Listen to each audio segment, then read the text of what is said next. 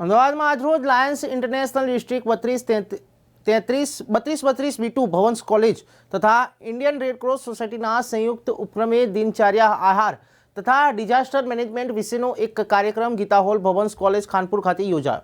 આ કાર્યક્રમને આમંત્રિત મહેમાનોના હસ્તે દીપ પ્રાગટ્ય કરીને શરૂઆત કરાઈ। આમંત્રિત મહેમાનોનું સ્વાગત કરાયા બાદ આપત્તિ વિષય તથા રોજના આહાર આરોગ્યની સંભાળ સંદર્ભે વક્તાઓ દ્વારા સૌને માહિતગાર કર્યા। આ કાર્યક્રમમાં મોટી સંખ્યામાં एनसीसी कैडेट्स અને ભવન કોલેજના વિદ્યાર્થીઓ ઉપસ્થિત રહ્યા હતા।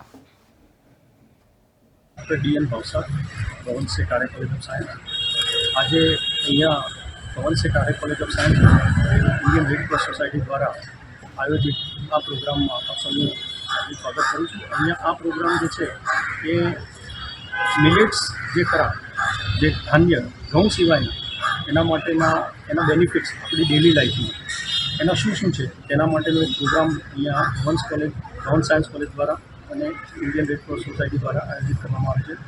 તો એની જાગૃતિ ફેલાવવા માટે અમે આ પ્રોગ્રામ કરી રહ્યા છીએ અને 2018માં ભારત દ્વારા પ્રપોઝલ મૂકવામાં આવ્યું હતું અને યુનાઇટેડ જનરલ એસેમ્બલી દ્વારા આ પ્રપોઝલને એક્સેપ્ટ કરી 2023નું વર્ષ ઇન્ટરનેશનલ યર ઓફ મિલેટ્સ જાહેર કરવામાં આવ્યું। જેના અંતર્ગત આ પ્રોગ્રામ અમે કરી રહ્યા છીએ, જેના દ્વારા જનજાગૃતિ ફેલાય કે મિલેટ્સના શું फायदा है अपनी, कारण के अत्यारनी जे अपनी परिस्थिति जोई रह्या छे कि हेल्थ इश्यूज घणा बधाने आवी रह्या छे, तो ते रिलेटेड एमनी अवेरनेस अने एमनी जागृति माटे आ प्रोग्राम अमे करी रह्या छीए। मेरा नाम विकास जैन है। मैं लायंस इंटरनेशनल डिस्ट्रिक्ट 3232 B2 का डिस्ट्रिक्ट गवर्नर हूँ और ये संस्था सेवा के माध्यम से सभी लोगों को मदद पहुँचाती है। सर, आज जो ये कार्यक्रम रखने में आया उसके बारे में क्या कहना चाहेंगे आप?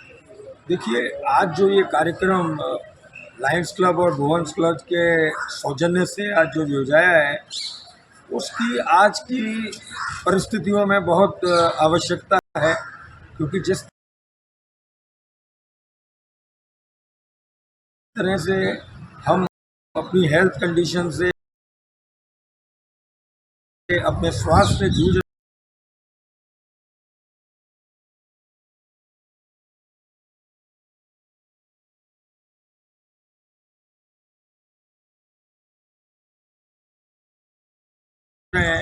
अपने खान पान से जूझ रहे हैं, तो मिलेट्स जो हमारे प्रधानमंत्री ने भी जिसके बारे में काफ़ी जानकारी और काफ़ी प्रोत्साहन हमें दिया है। ये मिलेट्स जो ऐसा अनाज है जिससे हमारे स्वास्थ्य को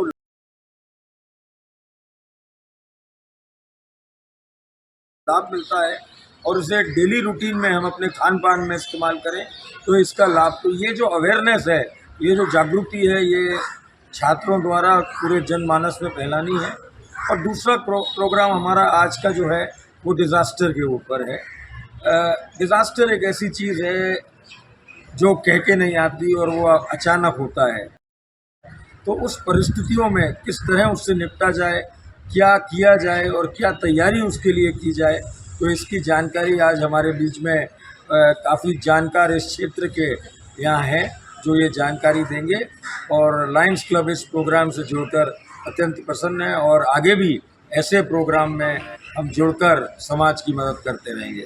केंद्र सरकार द्वारा जे हालनी जे लाइफस्टाइल जे चाली रही है ये लाइफस्टाइल में एक વધારો કરીને મિલેટ યર્સ તરીકે ઉજવવાનું નક્કી કરેલો એ પ્રોગ્રામ અમારા એનએસએસ યુનિટને સોંપવામાં આવ્યો કે આ કાર્યક્રમ અંતર્ગત અવેરનેસ વિદ્યાર્થીઓમાં આવે અને વિદ્યાર્થીઓ થકી સોસાયટીમાં અવેરનેસ પહોંચે અને સ્વાસ્થ્ય માનવજાતનું સુધરે એવો એક સંદેશો પહોંચે, એ અંતર્ગત આજનો આ કાર્યક્રમ આપણે આયોજિત કર્યો છે। અને એ કાર્યક્રમમાં અમે ડૉક્ટર નીતિનભાઈ નાયકને આપણે આ કાર્યક્રમમાં ઉપસ્થિત રાખી અમને એમના માર્ગદર્શન હેઠળ વિદ્યાર્થીઓને વિષય ઉપર માહિતગાર કરવામાં આવશે અને એ માહિતી સોસાયટી સુધી પહોંચાડવામાં આવશે।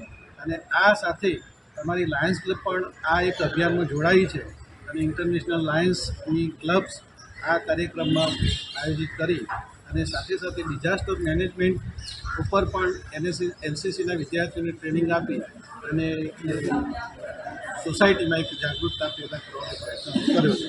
હા, નમસ્કાર મિત્રો. મારું નામ છે ડૉક્ટર નીતિન નાયક.